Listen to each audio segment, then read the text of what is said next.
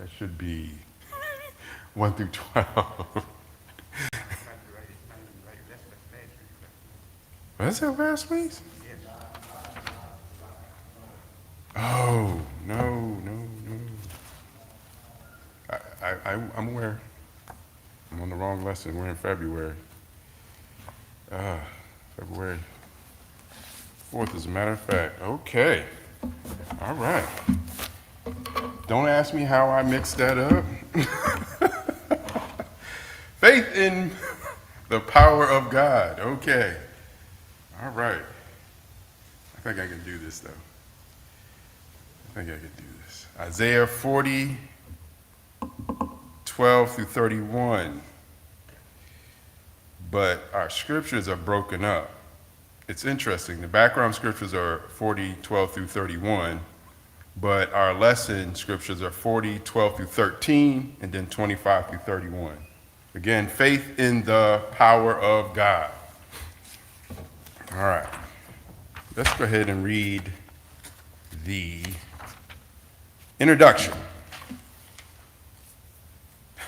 Interesting. Taking God to court.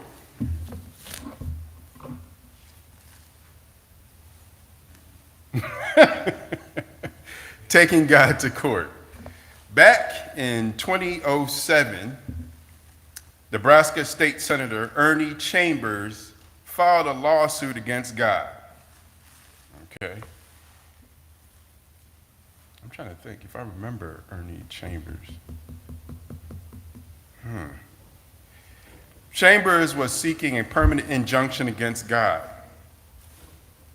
Does anyone know what injunction means?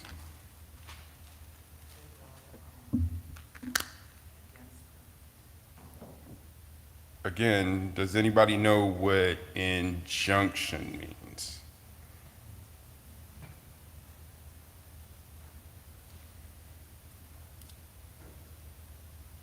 They brought something against them. Yes, but we need to find out what injunction means. A writ granted by a court of equity whereby one is required to do or to refrain from doing a specific act. To refrain from doing a specific act. In other words, I'm telling you to stop, and I'm making it legal. After I make this legal, you will never be able to do this thing again. So, we've got the state senator telling God to stop in court. Okay. God, whom Chambers blamed for causing various natural disasters, the lawsuit further accused God of the crime of failing to stop terrorist threats. Chambers stated that he had tried to contact God about these matters on multiple occasions, but without success. This man knew that he had no hope of winning a lawsuit against the Almighty. He filed the lawsuit in an attempt to make a broader point about the wastefulness and frivolousness or frivolous lawsuits. The Bible offers us various word pictures of God's heavenly courtroom. Certain passages are narratives regarding the individuals who are present. One or more judges, juries, prosecutors, victims, defendants, etc. Example, Job 16, 19 through 21, Psalms 89 and 37, Matthew 19 and 28, Revelations 11, 18, 19 through 21, and 8. Also suggested are locations in the courtroom, a judge seat, a witness stand, etc. Examples we'll find in Job 40 and 2, Romans 14 and 10, 2 Corinthians 5 and 10. These serve as warnings regarding who is susceptible to judgment and who is not. We have often talked about that, being before the judge. So we know that it's been throughout, clearly here it's been out throughout the scriptures that God is likened to a judge sitting in a courtroom, and we're defendants within that courtroom. All right, let's go ahead with the lesson text. Context. Today's lesson comes from the writings of the Old Testament prophet Isaiah. His text is the first in a group of 5 referred to as the major prophets. Those 5 are the books known as Isaiah, Jeremiah, Lamentations, Ezekiel, and Daniel. Why are they called the major prophets? Does anyone know? The length of their writings. The length of their writings? Okay. They wrote more than the minor prophets. Okay, so they wrote more than the minor prophets. And a lot of times their prophecy spanned a longer amount of time, that kind of thing. Their service as prophets as well was also longer than many of them. Some of them were just called to it at that moment and wrote. So there's several factors that make them major prophets. But the major one is the amount of writings, as Elder Ward said. We may wonder what value the Old Testament books of the prophets still have in the New Testament era. After all, the days of the prophets are long gone, and we're under the new covenant, not the old, Colossians 2:14. The value of the prophets today is firmly established in how many times they are cited by Jesus and the authors of the New Testament. One clue to their value today is to be aware of how often the books are quoted in the New Testament. By one account, the tallies of Isaiah is 67 times, Jeremiah 5 times, Lamentation 0, Ezekiel 2, Daniel 5 times. These figures reveal the continuing relevance of the book of Isaiah. It has been called the fifth gospel because of its numerous prophecies declared as fulfilled in the Messianic era of the New Testament. Example, Isaiah 6, 9 through 10, in Matthew 13, 14, and 15, Mark 4 and 12, Isaiah 53, 7 through 8, and Acts 8, 32 through 33. Isaiah prophesied during some very dismal times of God's people.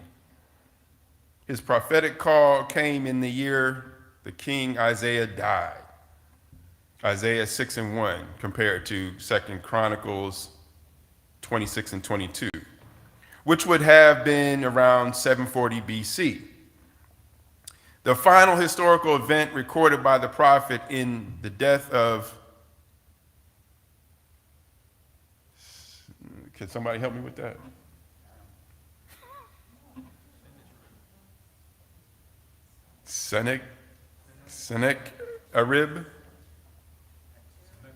Sennacherib, okay, there we go. Sennacherib, which occurred in 681 BC, Isaiah 37 and 38. That makes for a lengthy period of ministry. A lengthy period of ministry. The text under consideration in our lesson follows a prophecy that warns King Hezekiah of Judah regarding a time when Babylon would carry away Judah's wealth and people to Babylon. Isaiah 39, 5 through 7. More than 100 years would pass before that would happen. But it indeed did happen. This was a punishment from the Lord for the people's sin, followed by comfort in declaring that the punishment would eventually end, 41 through 2. The prediction that immediately followed in Isaiah 43 through 5 shifted forward more than 5 centuries, let me reread that. Followed in Isaiah 43 through 5, shifted forward more than 5 centuries for fulfillment quoted in Matthew 3 and 3, Mark 1 and 3, Luke 3, 4 through 6, and John 21 and 23. The passage of time from pronouncement to fulfillment of these prophecies makes for valuable study, but the study in today's lesson takes us beyond time-bound prophecy in considering the timeless nature of God himself. Okay, that was a bit lengthy, but we come to the understanding that a lot of the prophecies that the major and minor prophets predicted would happen were fulfilled through Christ. That's basically what we're talking about. And that's why they are still pertinent today, because the fulfillment of their prophecies then led to now.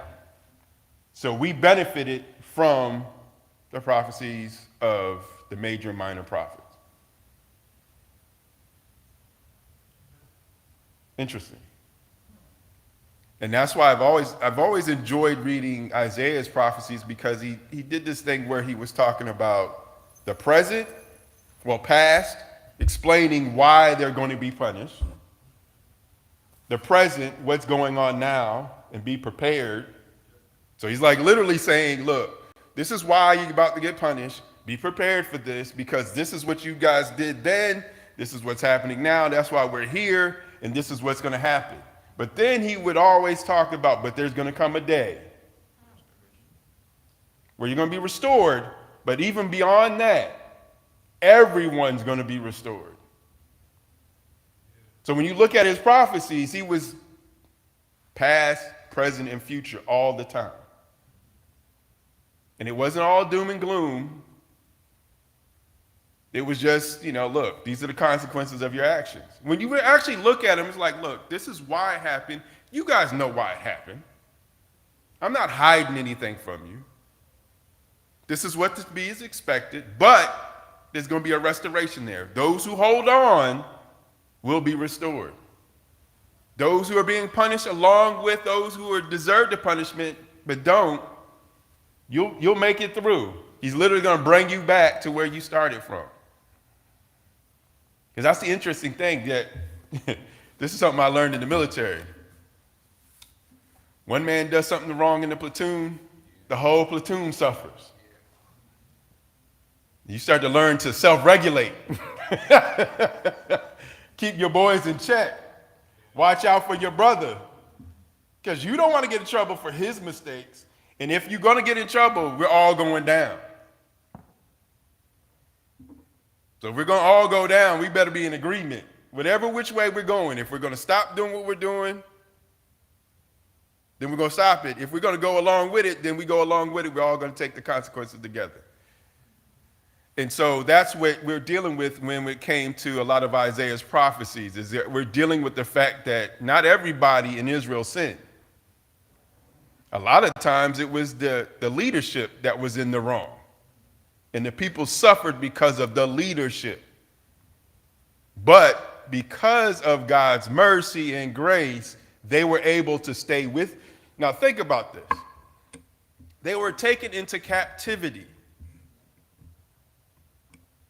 but yet were able to keep their God, their religion, yet able to keep their community intact. Everything that made their culture was kept intact. Very few civilizations around this world, but every single one of them that actually took part, that had that kind of attitude towards people they take in, always dealt with the people of God. If you ever look at the cultures, look at the Babylonians, who else took them into captivity? The Persians. They always had this way of like, well, you know what? It's easier to control the people if we allow them to keep their stuff. And somehow, in some way, if you look at it, they always had it dealing with God's people in one way or another. So they sort of kept that attitude of like, you know what? The Romans, same thing. As long as you paid fealty to them, they let you keep whatever. The moment you went against that, they crushed you. Interesting. Just the food for thought. All right, let's get into these scriptures. Faith in the power of God. Isaiah 40, 12 through 13, then we're going to skip to 25 through 31. Isaiah 40 and 12. Who hath measured the waters in the hollow of his hand, and meted out heaven with a span, and comprehend the dust of the earth in a measure, and weighed the mountains in scales, and the hills in a balance? Who hath directed the Spirit of the Lord, or being his counselor, hath taught him? Okay. All right, so no, I'm not going to ask that question yet. Wait. Now we're going to skip down to 25. No. Let's deal with that. Let's deal with those first two. Who's he talking to? Who's Isaiah talking to?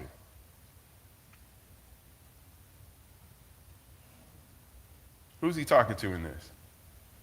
Do you think? Give me an idea of who you think he's talking to. Okay. So he's talking to people.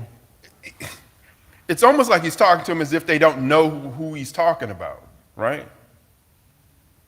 Or he's sort of chastising, calling them out, like, who among you has measured the waters?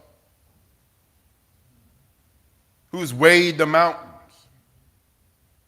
Who knows each particle of dust? Who among you knows this?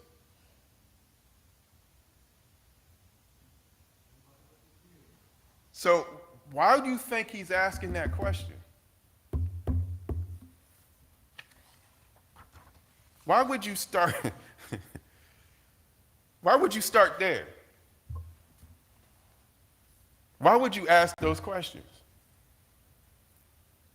Remember, these are one of the prophecies of, the chastisement of the people. So why would you think he would have to start there?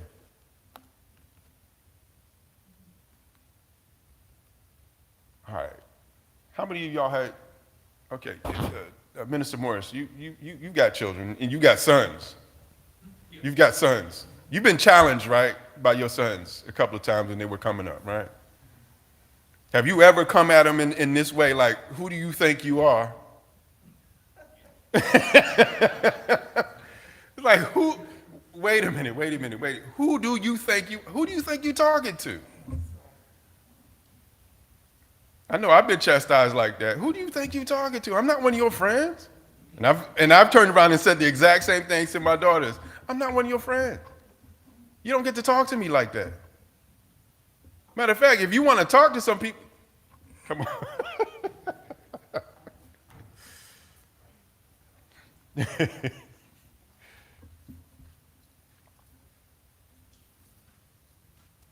I guess for the most part, as far as my sons go, I just want, when I did that, I just want to let them know that I've already been there and done that. So, but I'm looking at this here is that Isaiah just wanted them to know the dominance of God. Right. The authority that he has over all creation. Right. Yeah. Mm-hmm. To show who he was. Right. And explain to them and literally ask these questions. Because they were going to have to answer, only God can do those things. Right. All right, good morning, everyone. So I want to look at it from a different perspective other than being chastised. Okay. So you got to remember, at this point in time, there was a lot of pain going on with the children. Okay. Right? They were distraught. They were in pain. They wanted they wanted help. Okay. So here he's trying to remind them of who God is. This God that is great, this God that is dominant, this God that has done this, has done that. Who has done all this?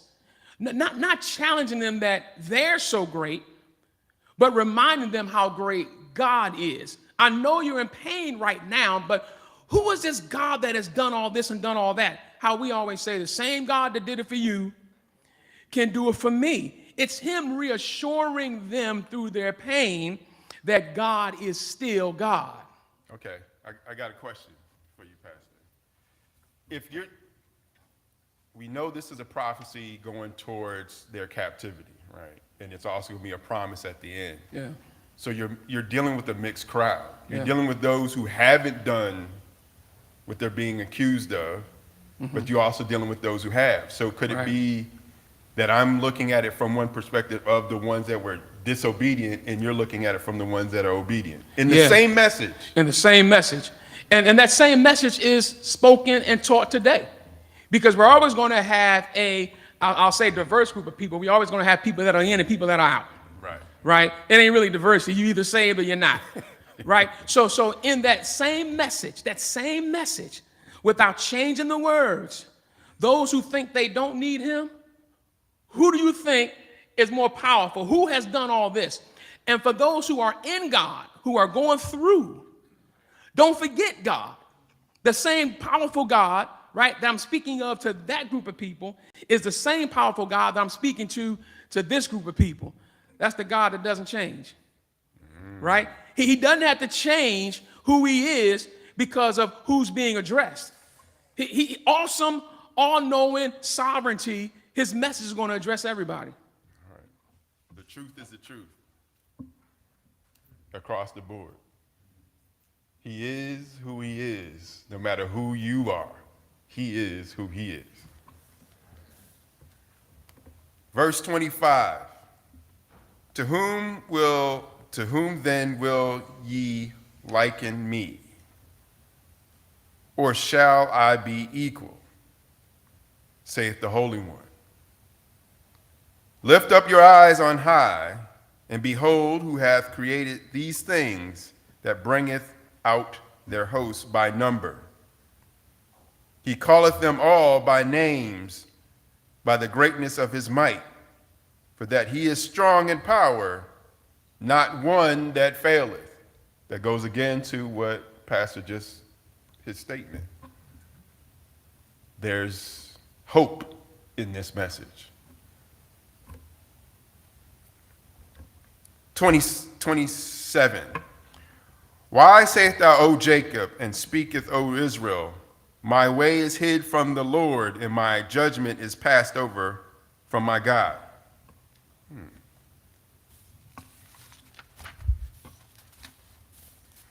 27.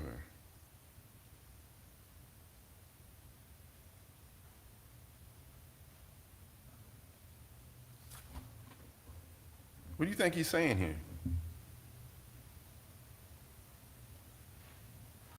Why sayest thou, O Jacob, and speaketh, O Israel, my way is hid from the Lord, and my judgment is passed over from my God? What do you think he's trying to say?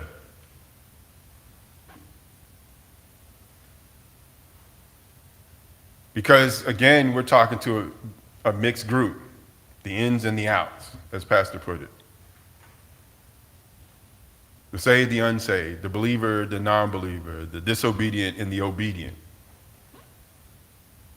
What could this message right here say? What could verse 27 say?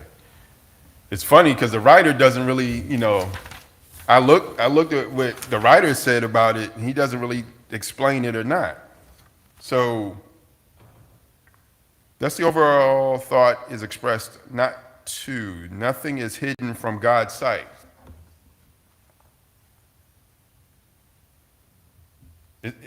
Is that what he's trying to say? Is like nothing is hidden from God's sight? That's it? My judgment has passed over my ways. Wait a minute. This is math. Okay, come on. It sounds like The ones you talk about two different Right, groups. yeah. The one that's in agony is speaking to God about them passing them over from not delivering them for what they're going through. Okay. So again, two schools of thought. One group, the disobedient group, was like, I'm not going to get caught. And the obedient group is like, how long are we going to have to suffer through this? Because during this time period, the reason why they're being chastised, again, a lot of times Isaiah and the other prophets were dealing with the leadership because they had the power. They could change policy. All of a sudden, we're no longer serving God, we're serving the false gods. We're creating idols in the groves and all the rest of that, and we have to worship. Why? Because that's what our king wants us to do.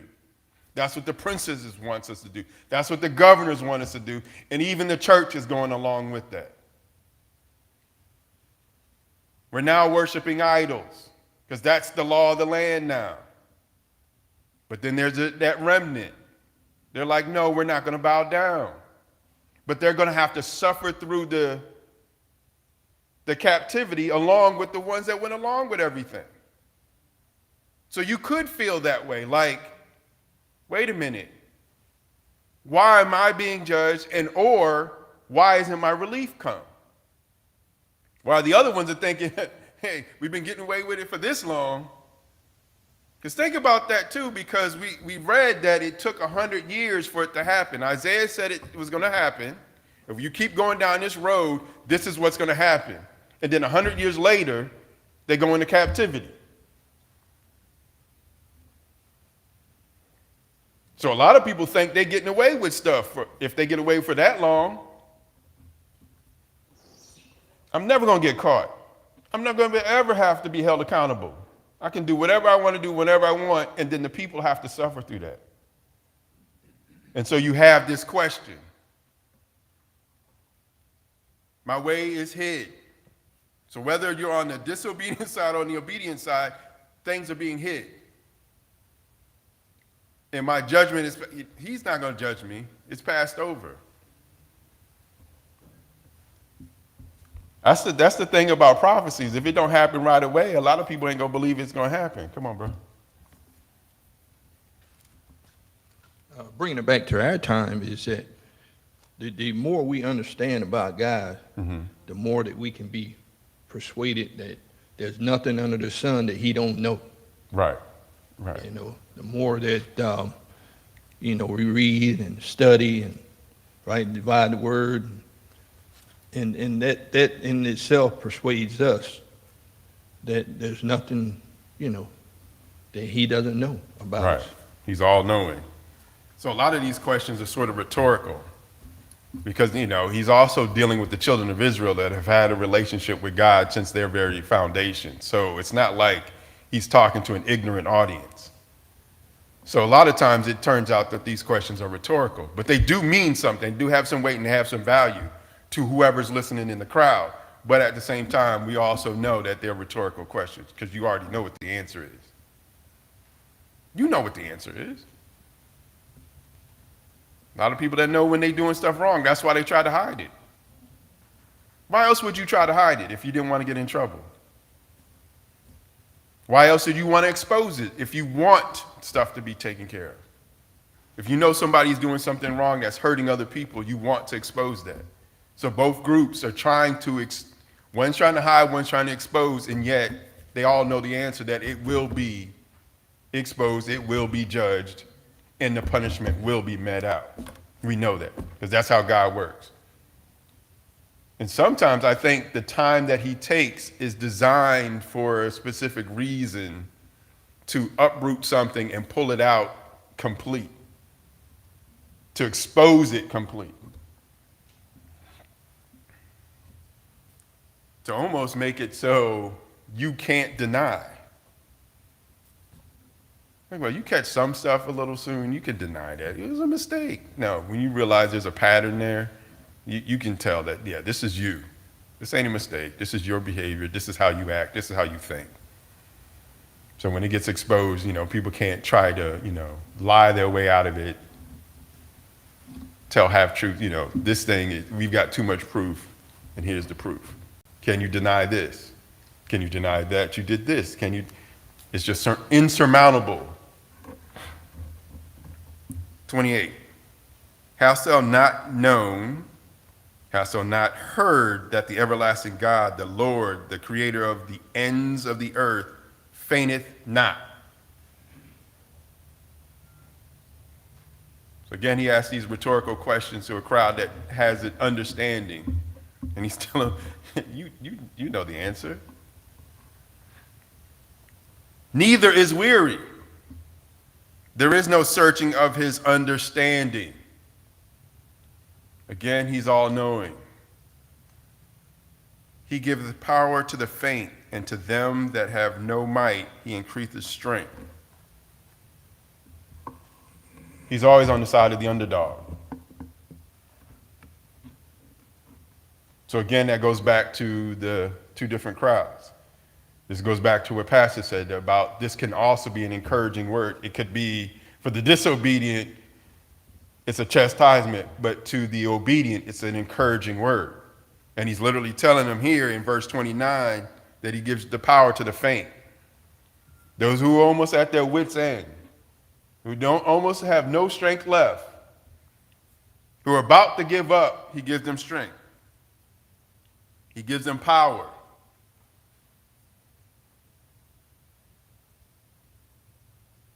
Could somebody tell me personally what they think of verse 29? Come to the mic and tell me what they think of that personally. What does that say to them personally?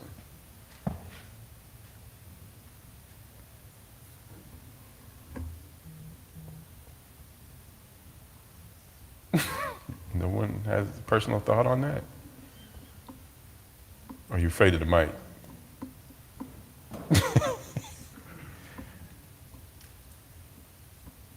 All right. Okay.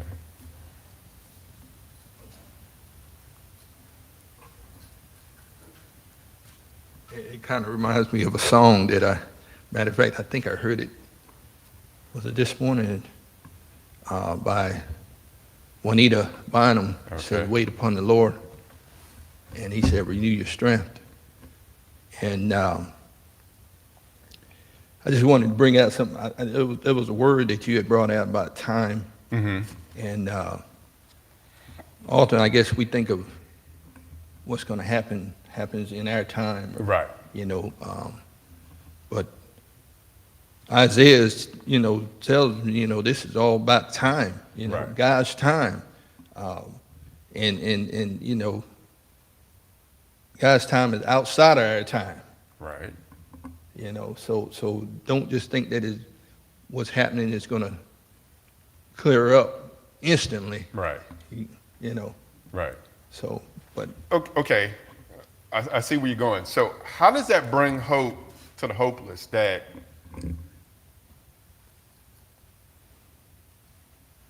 him being out of our time, or like might not even happen in our time? Mm-hmm. How does that bring hope? Well, to me, it brings hope that he's, just like Pastor T said, he's done it before. He Okay. can do it again. And if he's done it in, people's lives and we see that, it could be done again. Okay. Okay. That's, Even though you might not necessarily Right. see it. See it. Okay. Because it is Black History Month, so I'm going to use that as a. Go ahead. Come on. All the prophets didn't see the rewards that we have now. That's my point. So what the prophets proclaimed Right. is happening now. Even though they prophesied it, they didn't see it. So how does that bring? That's my question, is because and that's why I was going to go with the Black History thing. Is like we're talking about enslaved people still struggling with their enslavement, but yet seeing hope even in their enslavement. How does the idea that you will be free, even if it's not in your lifetime, still bring you hope? Because we've got prophets. Jeremiah didn't want to talk because he got tired of talking, because all it did was get him in trouble. But even in that, he still had to talk. Why? Because he was providing hope. But how do you get hope when you're not going to see it? Where does that hope come from? I believe it's faith in God. That's where their power is. That's where their faith is. When they believe in God, they believe God can do anything. And if you're going through a situation and you can't see the end or the way, they know that if they trust in God and pray to God and just trust in Him, like they've been doing all this time, different things they've been going through, God has brought them through. God has took them out of it. He can do the same thing for anything. Okay.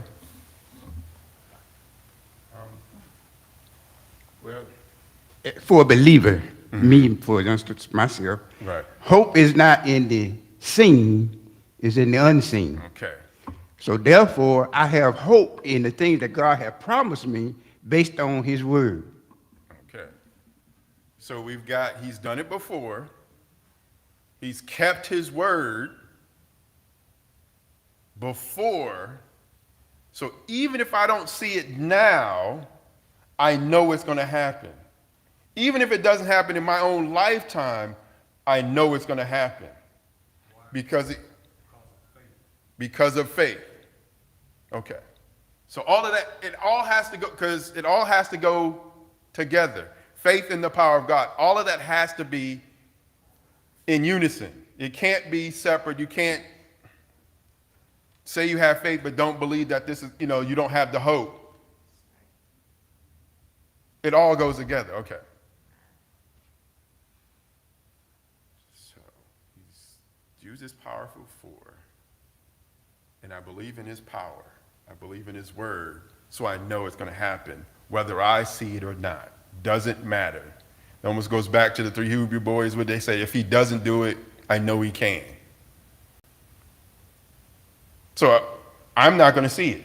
I may not see the salvation of the Lord in my lifetime, but I still praise him because my children might see it, or my grandchildren might see it, because I know it's going to happen. Okay.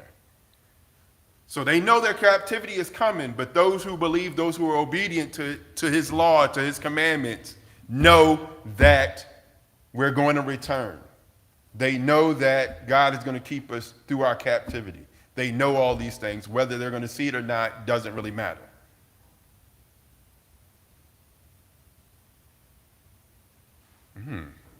Whether they see it or not doesn't matter.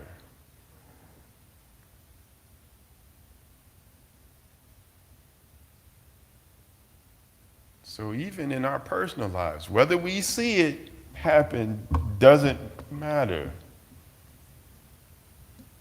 Okay, all right. I'm trusting you guys. I'm trusting y'all on this one. Okay. Tell me faith in the power of God because he's done it before, he can do it again. Therefore, I have hope, even if I don't see it, both metaphorically and realistically. Whether I see it or not doesn't really matter. I see an expected end with them there. Okay. All right. Even the youth shall faint and be weary, and the young man shall utterly fall. But they that wait, here we go. This is what you guys all lead me to. This is what you said. But they that wait upon the Lord shall renew their strength. They shall mount up with wings as eagles. They shall run and not be weary. They shall walk and not faint. So, what are we saying here? Are we talking about that expected end, or are we talking about enduring till the expected end? Is that what this scripture is talking about here in 31? Is that what we're talking about? So he's already asked the question, who is that can do these great and miraculous things? Who is that sees all? Who is it that gives the power and allows you, but if you wait on the Lord? So he's asked these questions. And again, we're talking to that mixed crowd. We're talking about the obedient and disobedient, the obedient getting encouraged by this message. There's a benefit in trusting him. There's a benefit in faith in his power. That even in those times where the pressure is on, the heat is on, your strength will be renewed. You shall mount up with wings as it. That's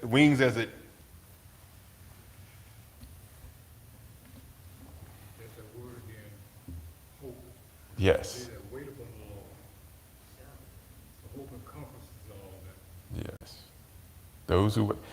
Matter of fact, that's what makes you wait. That hope. Right? That hope makes you wait. Makes you able to stand up and wait to the expected end. Even if I don't see it. Even if you don't see it, the hope is what gets you across the line. I like that word. Perseverance. Gives you, because that's what you're talking about in verse 31. It helps you to rise above it too. Because if you think about that, eagles fly really high. Their nests are actually in the mountains. They don't nest in trees unless it's like a redwood. Their nests are higher than most other birds' nests are. There's not too many predators that they have that operate up at the altitude that they operate at.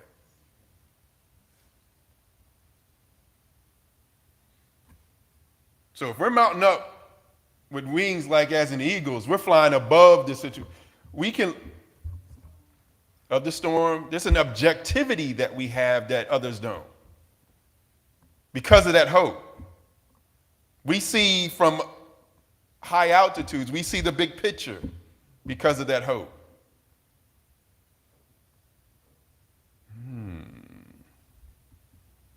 Do we believe that though?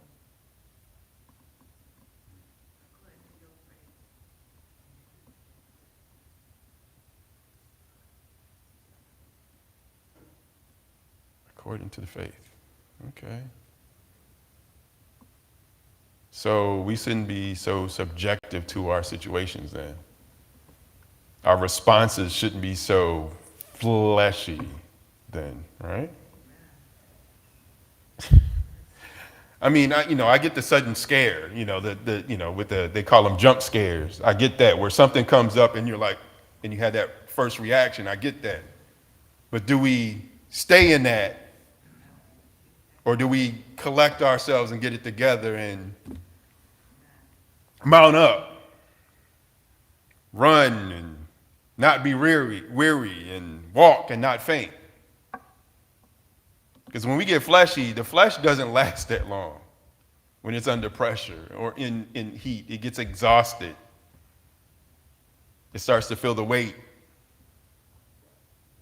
But if we're operating by our faith, we can be more objective. We can see the bigger picture. We can, start to pick it, look and allow us to follow after with God, to follow the leading of God and all the rest of that, right? So again, we're talking about people that were about to go into captivity, yet they had hope that they were going to make it to back home.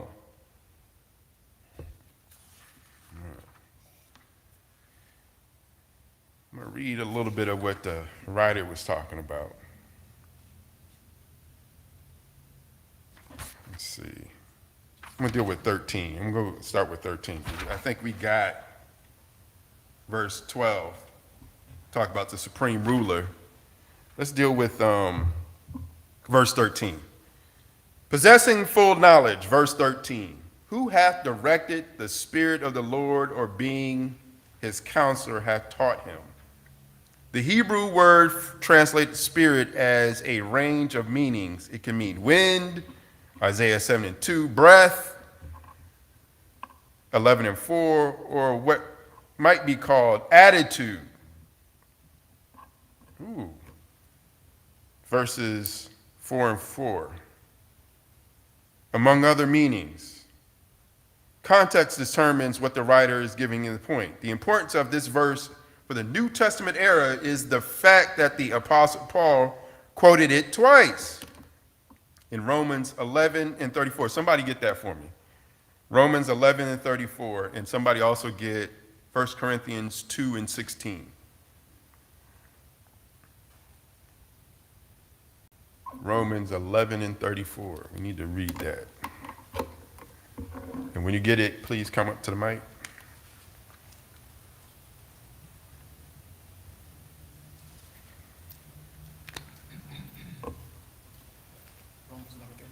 Yes, sir. Romans 11:34, for who hath known the mind of the Lord, or who hath been his counselor? Okay. Who's got 1 Corinthians 2:16? Yeah, 2:16. Yeah, 16. 16. Yeah. 1 Corinthians chapter 2, verse 16. For who have known the mind of the Lord, that he may instruct him? but we have the mind of Christ. For who have known the mind of the Lord that we may instruct him? But we have the mind of Christ. Okay. So in here, we talk about it can be used as wind, it can be used as breath, but in this context, in the New Testament, Paul was using it as the mind. So when we bring up the Spirit, that's what he quoted it. Who had directed the mind of the Lord? This is what Paul is saying if he quotes it. Who has directed the mind? And who has the ability to teach God? To counsel him? To guide him? To provide therapy to? God. Who can do that? What do you think that means in the mind, or should mean in the mind of the believer? How does that bring hope? How does that bring encouragement, do you think? Because in verse 12, we dealt with the fact who could do all these great things like weigh the mountains, who could count the dust, who could do all these different things. But then we come to this, who could counsel God? How does that bring hope to you?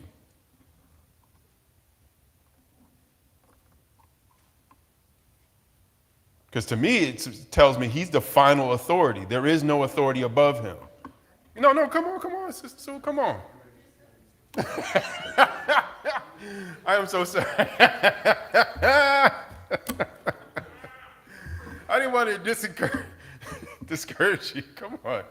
You can say it in your own words then.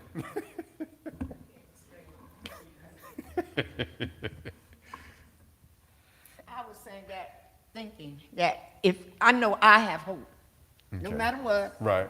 it's here. Right. And I have it, and nobody can take it from me. Okay. So I can wait and wait and wait and wait and wait, because nobody can take Faith. that faith from me. Who gave it to you in the first place? God, Okay. And if there's no authority above him, then there's no one that can take it away. that's it. Okay. All right. Yeah. I appreciate you. So when we go into verse 25, we skip down to 25, we're talking about there is no equal. He has no equal. So I like that, incomparable. There's no one that can compare to him. There's no one in his league. And because of that, we know we have an authority that we can look upon that will take care of all our needs, whether we see it or not. Therefore, we have hope.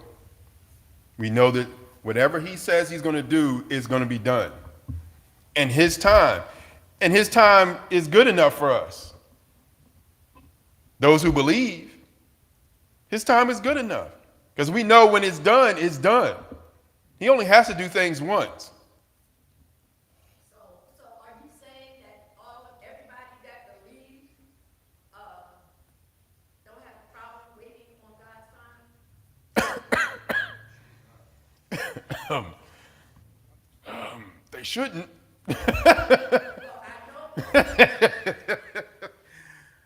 I will say it this way. They will get to a point where they won't have a problem.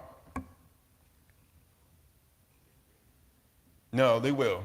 Last week I said I'm taking that out of my vocabulary. I'm tired. I'm not going to beat up on believers. I'm going to take that out of my vocabulary. They will. They will get to that maturity level where they can wait. Because the word says it. They might get there. And sometimes even a believer have problems with waiting. Yeah. They have problem with waiting. Right. So what's the issue? If you're a believer and you know that that the answer is coming, whether you see it or not, why you having an issue while you're waiting? We should keep moving. Keep it going. I think it's the loss of objectivity. Like the mounting, like we talked about, the mounting up wings of eagles. They can't fly above it. Sometimes you get caught in that moment. And I understand the Yeah, moment. yeah. I do. I understand the moment. I don't want to wait all the time. Right. But I know that's the only answer to my situation. So I don't have a problem with waiting all the time. Now, there are times when I do, but, you know, and you're saying you're not going to beat up on the believers. Why not? I think most of the time we're the ones that need beating up on. You might know how to go out and treat other people. I'm going to ask you a question. Do you really think you have trouble waiting in those moments? I know I do. But you still wait, though. I wait. What else am I going to do about it? There's nothing else I can do. So where does that attitude come from, then? Me? No, not the you know, the having a problem with waiting, but where does the attitude of what else can I do but wait? Faith. Uh-huh. My faith and trust in God. And I think that's why I've taken the should out, because even in those moments where we throw the tantrum sometimes, we still get up, because even babies that are throwing tantrums stop crying eventually. Eventually, you don't cry long. They cry long enough, or they realize they're not getting the attention that they want, or whatever stops them, they suddenly, like, all the tears dry up. It's almost like their face was never wet in the first place. They never were crying, and they're looking around and like nobody's paying attention, and then they walk off and do They it. stop their crying. They stop their crying and do whatever. And so do we. And I think that's I think sometimes the discouragement comes to for a detour or discouragement for the believer, because it's a challenge to see where your faith is. okay. So if my faith is in God, the roadblocks, the things that comes to challenge that faith. Okay. Right. But right, my right, faith is still there, but the challenge is always going to come. Right. I know, Bishop, you had something, didn't you?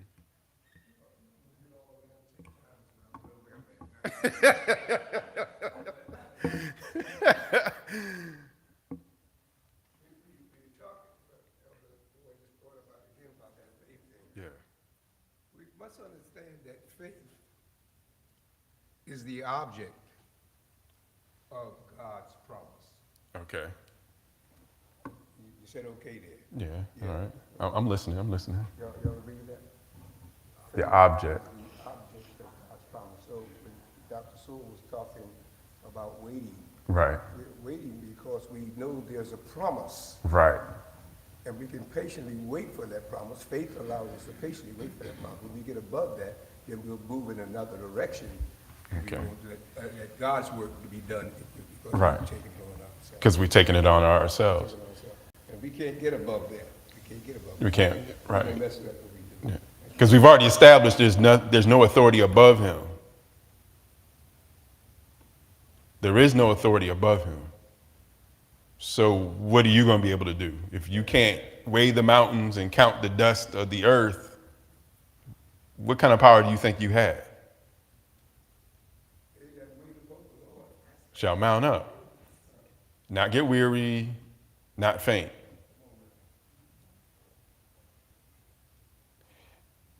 And that's in spite of those tantrums we throw. Because even in that, Sister Sewell says, sometimes I don't feel like waiting, but I still wait. But she still waits. What else am I going to do? Right, because the promise is there. You know what the promise is. I'm going to have to wait. Whether I throw the tantrum or not doesn't matter. It doesn't change the fact that the promise is coming. But there are so many people just like her. She's honest about it. Yeah. There are so many believers right there where she is. Right. But see, and I think you brought up discouragement. I don't think what Sister Sewell is dealing with is discouragement. It's just impatience. You know, but when discouragement comes, that's a completely different story, because what you've literally said is that you don't believe. When you get discouraged, that's what you're saying. I don't believe. Yeah, we try to fix it ourselves, or we don't do anything, which is even, to me, is even worse. You just fall apart and just let whatever happen, happen. Exactly. And you get bitter, you get resentful, you get all of those different things. That's where the negative stuff comes in when you get discouraged. What I mean, throwing a tantrum like, I don't want to wait, is different from, you know what, I just don't care anymore and I give up. And whatever happens, happens. Because even with the tantrum, you're doing it in front of your father. Because if you ever notice that when kids are throwing tantrums, it's usually directed at their parents. Because I want something from you and I want it now. But at least they know who the authority is. When you get discouraged, you don't care about the authority anymore. You don't believe in the authority. And that's dangerous. So we gotta, now I think that's why I was getting away from that should, because even in those moments where you get a little subjective, if you still believe, you still believe. But when you get discouraged and you no longer believe in that, like we said, we started off where we're talking about two different crowds here. The disobedient, because there's like, who are you compared to this God? But who is he? The believer is like, he counts the dust of the earth. He can weigh the mountains. He holds the waters. He can measure the waters in his hands. There is no authority above him. There's no count. He has no counsel. He's his own counsel. He can do all these things. He's made promises to me. And if I just hold on a little bit longer, I'll see those promises. But even if I don't see them, I know his word is going to be kept. What do you mean, how do I know? He's done it before. He said it in his word. He said it. I've seen it done in his life. I've seen it done in his life. I've seen it done in yours. Even if he doesn't do it in my life, I know it can be done because I've seen it and I've heard it and I've read it and I believe. Again, I bring up the Hebrew boys. They're sitting there like, if he saves us or not, it doesn't really matter because I know he can do it. And that's the whole point. I know it can be done. I know he can heal cancer. I know he can heal schizophrenics. I know he can restore the economy. I know he can do all of these things if he so desires to do so. Why? Because I've seen it done before. Come on. Someone asked me a question. He said, does prayer really works? Instead of me answering the question, I said to him, does prayer work for you? So in essence I reversed the question on him because he's asking a question, does prayer work, but has it worked for you? So that answered the question. How do prayers work? Let's start with that. How do prayers work? Or what is a prayer? What is actually happening when you pray? Okay, a conversation between you and God, all right? A petition put before God. But what are one of the core things about that prayer that have to be a part of the prayer? You have to believe. What? You're shaking your head. Come on.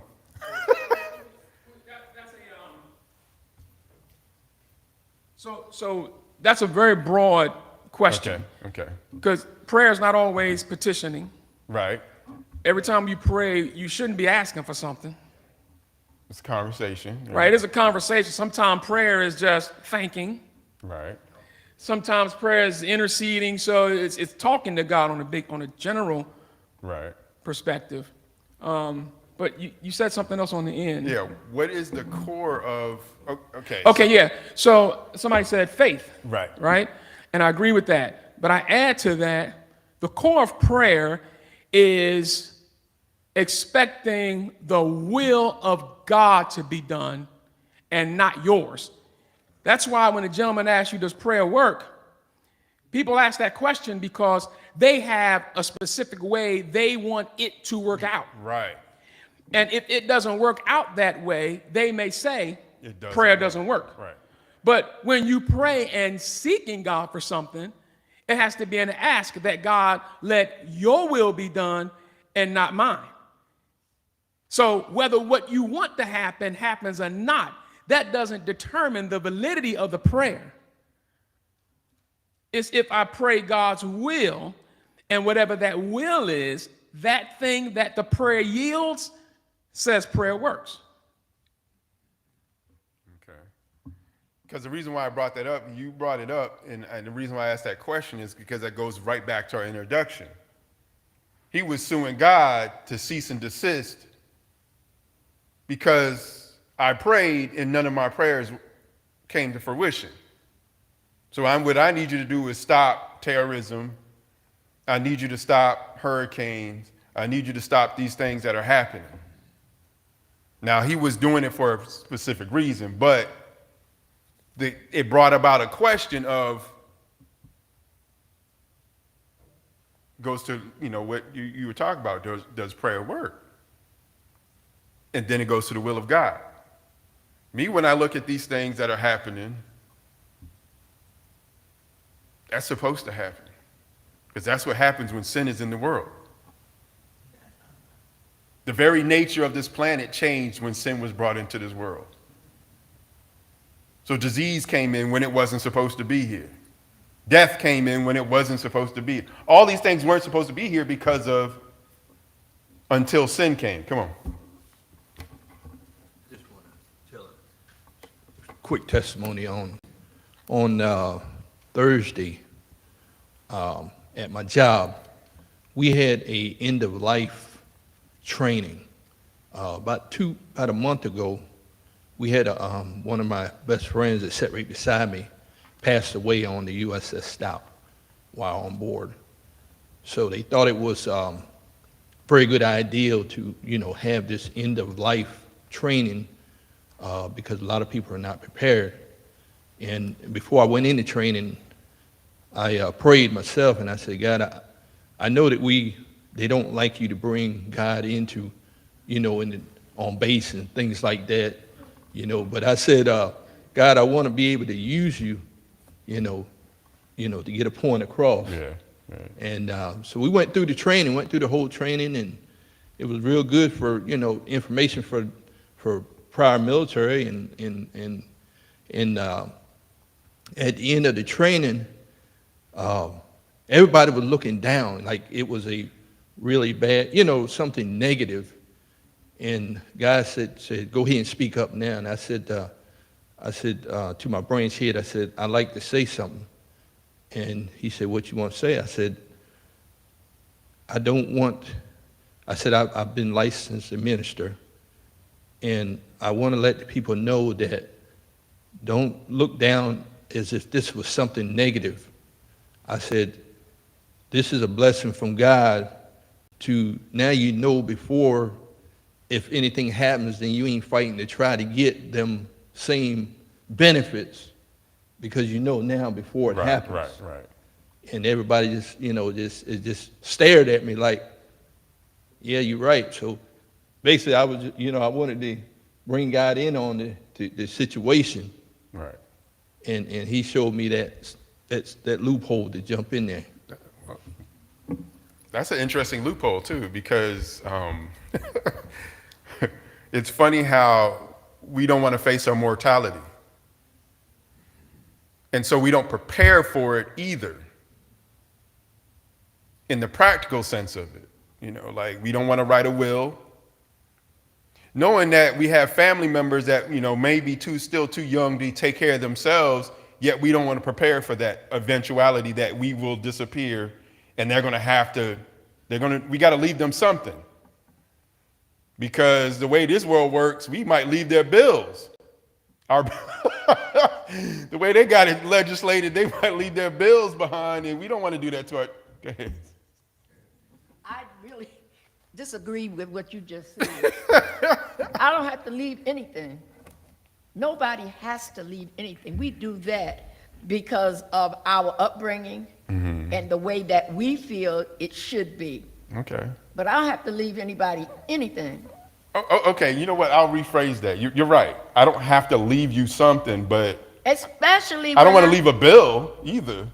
it's- I want to make sure my well, funeral I is mean, paid come on for. now, you have children. Yeah. And if something happened to you, you done took care of these kids until they got grown. If something happened to you, Right. that's why we say a cliche of when somebody passed, the roaches come out. Because you did nothing for them the whole time they was living. And as soon as they die, you the third cousin down the 10th alley. So that's why I Okay, said okay, that, I got because you, I, I mean, got I don't you. believe in that, but Yeah, I got you. thank you. I got you.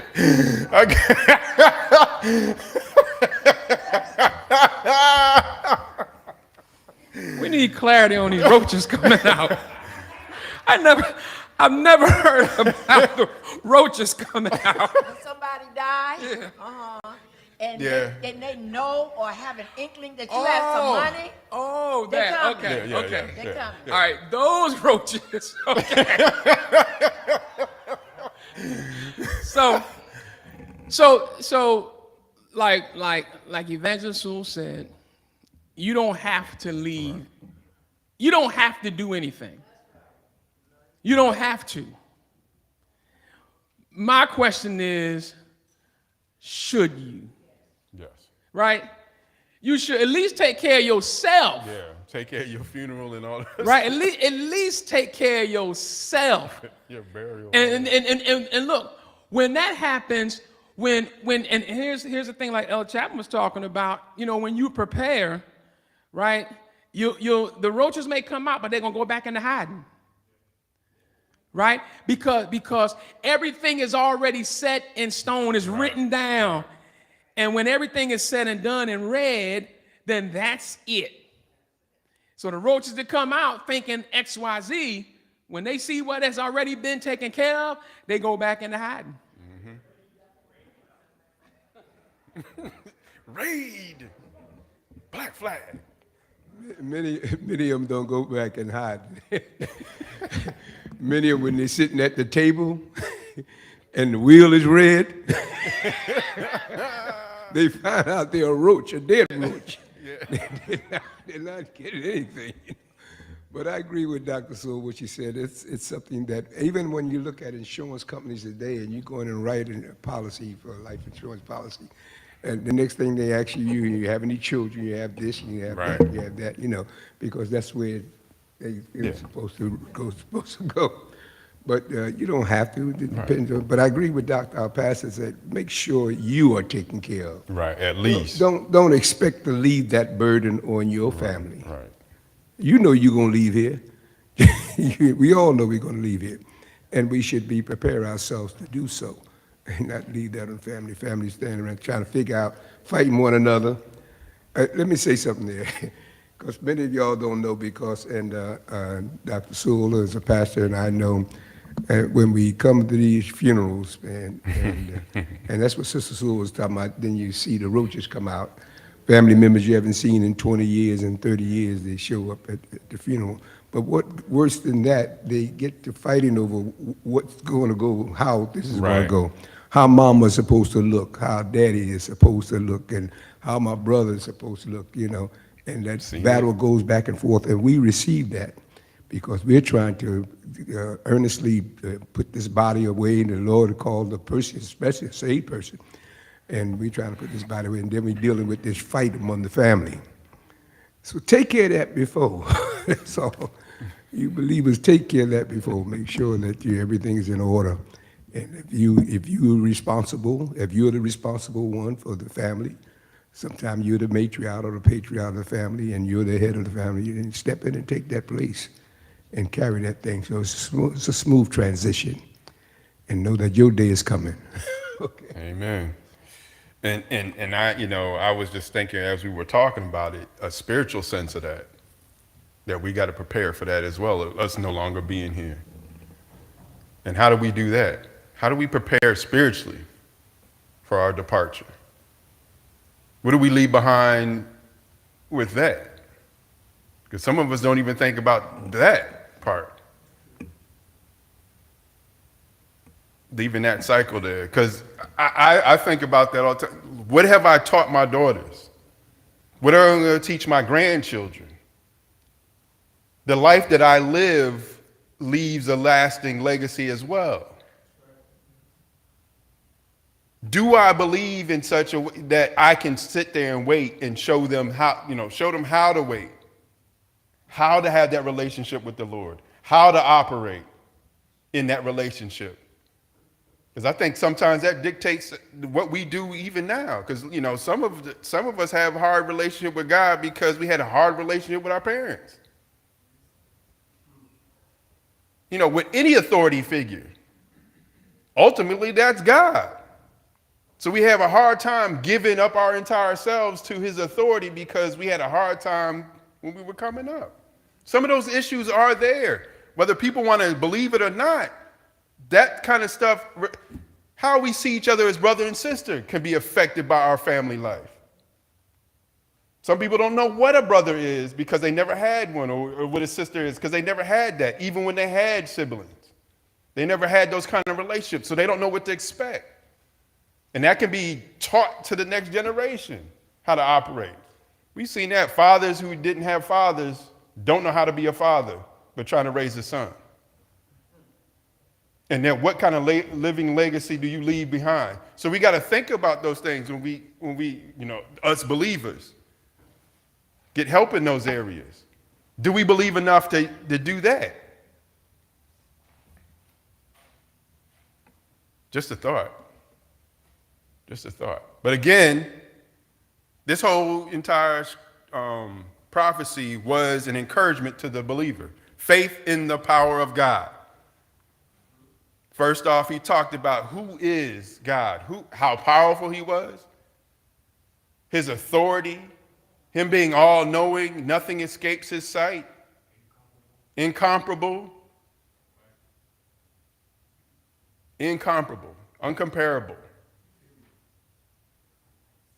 sovereign. I love that word, sovereignty. I own this place. This is mine. Say again?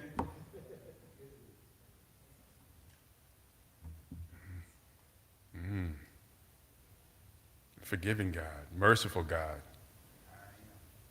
The I am. I am. He told Moses, tell him that I am that I am. And they understood. They instantly understood. Oh, he sent you.